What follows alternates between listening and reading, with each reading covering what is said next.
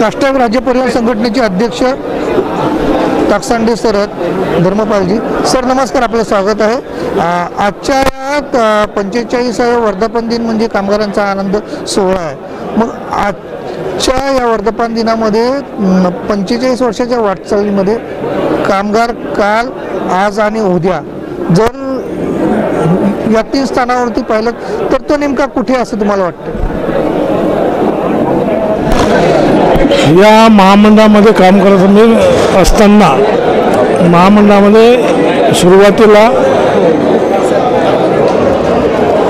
मागासवर्गीय कर्मचारी मोठ्या प्रमाणात अन्याय होत होता। अन्याय होत असल्यानंतर त्या अन्यायाला वाचा फोडण्याकरता इतर संघटना काही काम करत नव्हत्या। त्यामुळे आम्हाला 1980 मध्ये काष्टक संघटनेची निर्माण करावं लागले।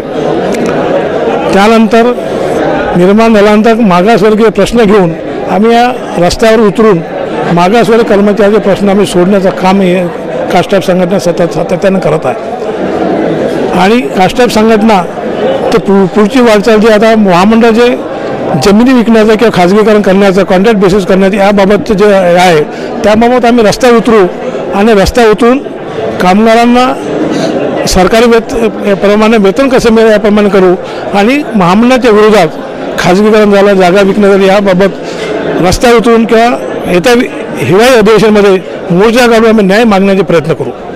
आपल्यासोबत महाराष्ट्र प्रदेश खरीपचे अध्यक्ष आणि काष्टक राज्य परिवहन कर्मचारी संघटनेचे सरचिटणीस भाऊ, नमस्कार, आपलं स्वागत आहे। तुम्ही आजच्या सोहळ्याकडे कशा पद्धतीने पाहता? कामगार लयाला जातोय, तर तो लयाला जाण्यापासून जर तुम्हाला रोखायचं असेल तर सरकारशी संघर्ष उघड आहे। भीमराव साहेबांचे आशीर्वाद आहेत तुम्हाला।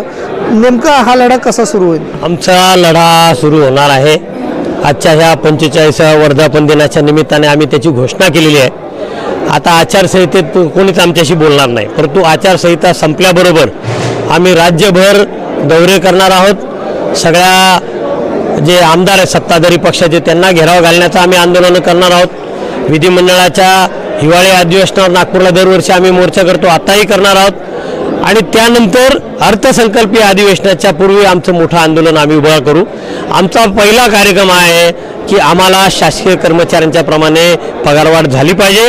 आमच्या ज्या थकबाकी आहेत जसं महागाई भत्ता आहे, घरभाडे भत्ता आहे, वेतनवाढीचा भत्ता आहे, हे जवळजवळ 2016 पासून जे बाकी आहेत ते आजही शिल्लक आहेत आणि कामगारांचे हक्काचे पैसे मिळण्यासाठी सरकार पैसे देत नाही।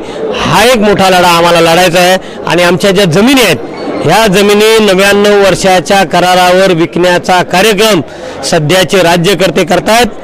एसटी टिकली पाहिजे आणि एसटी टिकली तर आम्ही कामगार टिकू, म्हणून ह्यासाठी आम्ही मोठ्या प्रमाणावर या विरोधामध्ये आंदोलन करणार आहोत। आणि हा आजच्या या 45व्या वर्धापन दिनाच्या निमित्ताने आमचा एल्गार आहे असं या ठिकाणी मी सांगतो।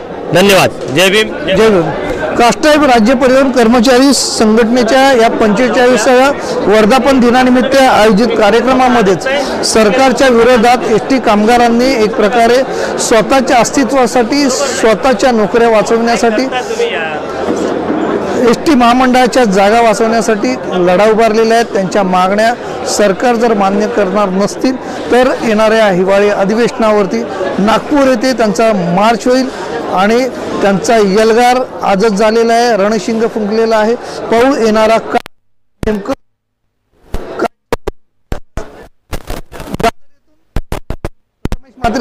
रिपोर्टर दिनेश मराठे, मुंबई। धन्यवाद।